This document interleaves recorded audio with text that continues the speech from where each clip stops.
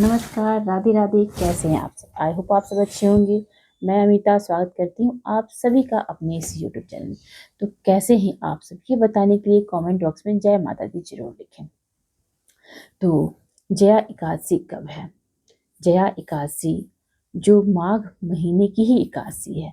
माघ महीने की शुक्ल पक्ष की एकादशी है। एकादशी तो ऐसे सभी व्रतों में उत्तम माना गया है। एकादशी करने से हमारे सभी पाप नष्ट होते हैं और हमें पुण्य की प्राप्ति होती है। कहा जाता है कि एकादशी के दिन अन्न खाने से हमें बहुत पाप लगता है। तो बहुत सारे लोग हैं जो सभी एकादशी व्रत को करते हैं और ये माघ महीने की शुक्ल पक्ष की एकादशी है। शुक्ल पक्ष की एकादशी का ऐसे ही बहुत महत्व होता है। तो ये एकादशी शुक्ल पक्ष की है। तो ये कब है, ये जानने की उत्सुकता बढ़ गई है। अभी तो एक एकादशी समाप्त हुई है जो कि कृष्ण पक्ष की थी। अब शुक्ल पक्ष की एकादशी के बारे में सभी को जानना है कि किस दिन पड़ रहा है, क्योंकि दिन का बहुत महत्व होता है।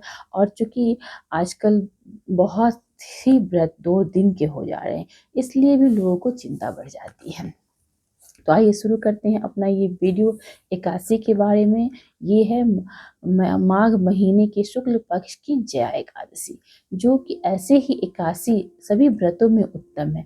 इससे पाप का नाश होता है और इस दिन जो अन्न खाता है उसे पाप लगता है।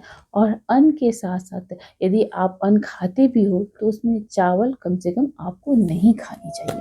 तो आइए शुरू करते हैं आज का ये वीडियो। इससे पहले आप यदि मेरे चैनल पर नए हैं और अभी तक आपने मेरे चैनल को सब्सक्राइब नहीं किया तो जल्दी से सब्सक्राइब कर लें, क्योंकि आपके सब्सक्राइब करने से और आपके लाइक से हमें बहुत ही प्रेरणा मिलती है और हम मोटिवेट होते हैं। हमें अच्छा लगता है और हमें लगता है कि कोई हमें पसंद कर रहा है और हमारा वीडियो उनको अच्छा लग रहा है, हमारी जानकारी दी हुई जानकारी आपको अच्छा लग रहा है तो हमें भी अच्छा लगता है और हम कोशिश करते हैं कि आपके लिए और अच्छा वीडियो लेके आए। तो यदि आप नहीं किए हैं ज़रूर सब्सक्राइब कर लीजिएगा, बेल आइकन ज़रूर दबा दीजिएगा ताकि जब भी मेरा कोई नया वीडियो आए तो नोटिफिकेशन सबसे पहले आपको मिले। तो शुरू करते हैं आगे अपना ये वीडियो। तो ये है हमारा जया एकादशी के बारे में वीडियो। आप लोग मेरे चैनल पर बने रहे, लास्ट तक बने रहे, तभी आपको पूरी जानकारी मिलेगी। यदि आप बीच में चाहे स्किप करके देखेंगे तो आपको पूरी जानकारी नहीं मिलेगी, कुछ छूट जाएगा, फिर आपको लगेगा कि हमने पूरा देखा ही नहीं, पूरी जानकारी ही नहीं मिली। तो इस बार की जया एकादशी जो माघ महीने की शुक्ल पक्ष की एकादशी है। ऐसे तो मंथ में 2 एकादशी होती है, दोनों ही अच्छी एकादशी है, दोनों का महत्व बहुत होता है। ऐसे एकादशी व्रत का ही महत्व बहुत होता है, पर शुक्ल पक्ष की एकादशी का महत्व और ज़्यादा होता है। तो ये है शुक्ल पक्ष की एकादशी, माघ महीने की शुक्ल पक्ष की एकादशी। ये कब हो रहा है? तो ये इस बार 29 जनवरी को हो रहा है, जो कि बहुत ही अच्छा एकादशी है। ये इसे जया एकादशी के नाम से जाना जाता है।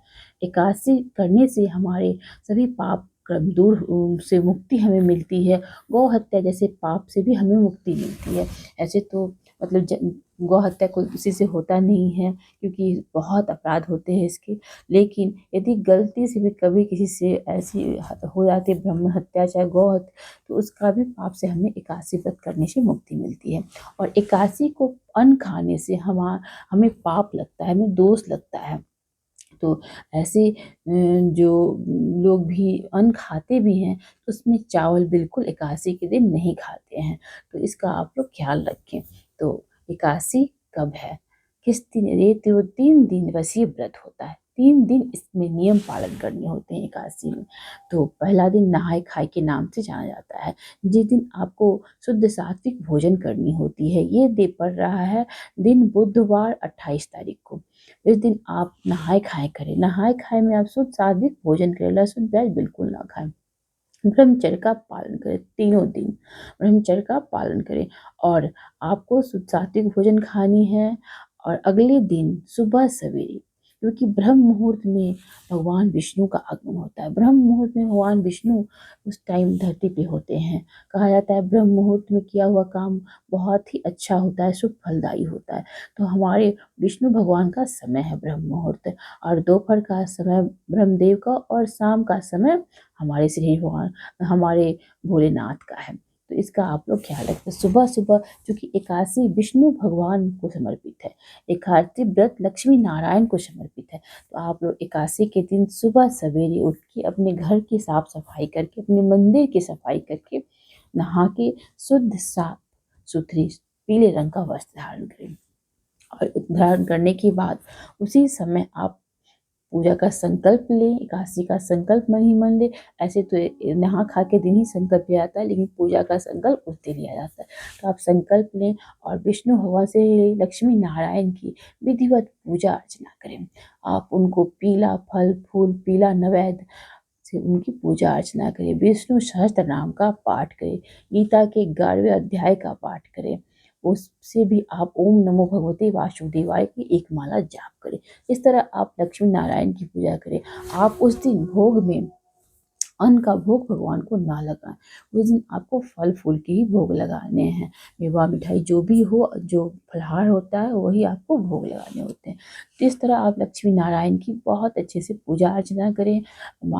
फिर आरती करें। आरती करने के बाद आप अपना चाय वगैरह ले सकते हैं। फिर आप अगर बहुत आपको व्रत करने में दिक्कत है तो आप फलाहार भी कर सकते हैं, और नहीं तो आप फिर संध्या के समय पूजा अर्चना करें, फिर फलाहार वगैरह कर सकते हैं। और संध्या के समय भी भगवान की पूजा अर्चना ऐसे ही विधिवत की जाती है। और दो उसमें एकादशी में दिन में सोया नहीं जाता है, क्योंकि सोने से भी हमें जो पुण्य की प्राप्ति होती है वो नहीं होती है। हमारा हमारा पुण्य त्रिजटा नाम की राक्षसी के पास चला जाता है। इसलिए हमें एकादशी करके दिन में भी नहीं सोना चाहिए। इसका भी आप लोग ख्याल रखें। तो इस आप लोग एकादशी इस तरह करें। और एकादशी करने के बाद रात के समय भी आप भगवान की पूजा अर्चना करें। दोपहर तक, यानी 2 पहर, यानी रात्रि का जो 4 पहर होता है उसमें कम से कम 2 पहर तक जगें। उससे भी नहीं होता है तो कम से कम 11 बजे तक जरूर जगें, भगवान का भजन कीर्तन करें। और एकादशी करने के वाले को ये नहीं केवल अन्न का त्याग किया जाता है, आप अपने विचार अपने बुरे विचारों का भी त्याग करें। एकादशी एक ऐसा व्रत है जिसमें बहुत अच्छे से अगर किया जाए इसे, तो हमें बहुत पुण्य की प्राप्ति होती है। लेकिन केवल व्रत करना और अन्न का त्याग करना, ये व्रत की संपूर्ण प्राप्ति नहीं है, इसका पूरा फल हमें नहीं मिलता। क्योंकि एकादशी करके हमें अपने बुरे विचारों को, बुरे कर्मों का भी त्याग करना होता है। तो हमें उस दिन अच्छी अच्छी बातें सुननी चाहिए, भगवान में अपना मन लगाना चाहिए। इसलिए ये नहाय खाए के दिन से ही, उस दिन से ही शुद्ध सात्विक भोजन किया जाता है। क्योंकि कहा जाता है कि जैसा खाए अन्न वैसा हो मन। तो उसी दिन से शुद्ध सात्विक भोजन करते हैं, ताकि हमारा मन, हमारा विचार भी अच्छा हो, हमारा जो इधर उधर दिमाग भटकता है वो न भटके, और भगवत पूजन में हमारा पूरा मन लगे। तो इसलिए हम अन्न का भी उस दिन से ही हमें तामसिक भोजन का त्याग करना होता है, और हमें शुद्ध सात्विक भोजन लेना होता है। तो इस तरह आप अन्न का त्याग न करें, अपने बुरे विचारों का भी त्याग करें एकादशी में। और किसी तरह का कोई इधर उधर की बातों में ध्यान ना दें, क्योंकि ये दुनिया बहुत ही गंदी है। आप देखेंगे कि लोग व्रत करते हैं, व्रत के नाम व्रत भूखे हैं, लेकिन उनका मन इधर उधर जाता है, उससे उनको पुण्य की प्राप्ति नहीं होती है। तो छोटी मुँह बड़ी बात, लेकिन जितना मैं जानती हूँ बताती हूँ आपको। लेकिन ऐसा ही है, हमें अच्छे विचार मन में लाने चाहिए, हमें अपना मन पूरा भगवान में अर्पित करना चाहिए, हमें अपने बुरे विचारों का भी त्याग करना चाहिए। तो इस तरह हमें एकादशी के पूरे नियमों का पालन करना चाहिए, भगवान में अपने आप को समर्पित कर देना चाहिए उस दिन। और इस तरह हम लक्ष्मी नारायण की पूजा करनी चाहिए अच्छे से। और अगले दिन फिर सुबह सवेरे उठ के, क्योंकि अगले दिन द्वादशी तिथि शुरू हो जाएगी। ऐसे तो द्वादशी तिथि आपको, एकादशी तिथि जो बुधवार को ही 4:30 बजे से शुरू हो जा रही है, और एकादशी तिथि आपको 1:30 बजे 29 तारीख को समाप्त हो जा रही है।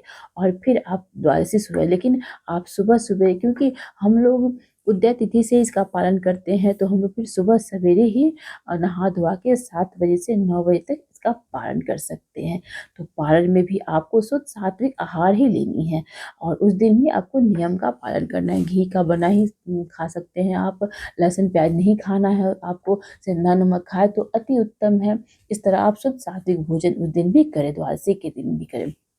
और आपको सबसे पहली बात कि यदि सुबह सवेरे आप नहा धोवा लेते हैं तो अन्न खाने से पहले आप तुलसी और गंगा जल ज़रूर मुँह में डाल लें।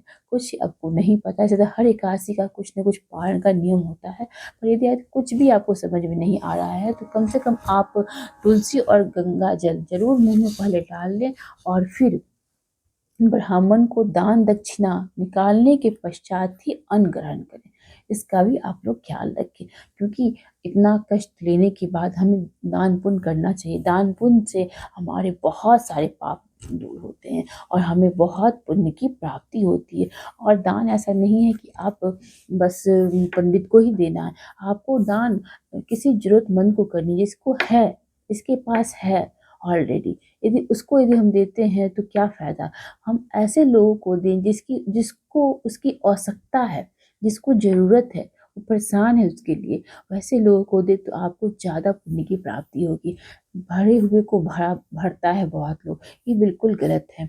जिससे नहीं है, जिसकी ज़रूरत है, यदि आप उसकी सहायता करें तो उसका जो हृदय तृप्त होगा ना, वो सम्मान पाने के बाद उसके मुँह से जो दुआ निकलेगी ना, वो बहुत आपको फलित करेगा।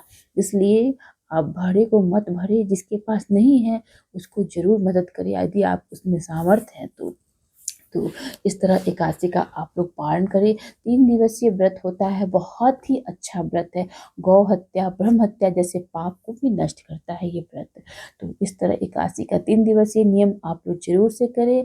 ये आप लोग जान गए, दिन गुरुवार को है, पारण इसका दिन शुक्रवार को है। तो इस तरह आप 3 दिवस 28, 29, 30 3 दिवसीय ये व्रत करें। बहुत ही उत्तम व्रत है, इसे जया एकादशी के नाम से जाना जाता है। तो ये था मेरा जया एकादशी के बारे में एक छोटा-सा वीडियो कैसा लगे कमेंट में ज़रूर बताएँ। यदि मेरा वीडियो अच्छा लग रहा है तो लाइक करना बिल्कुल ना भूलें।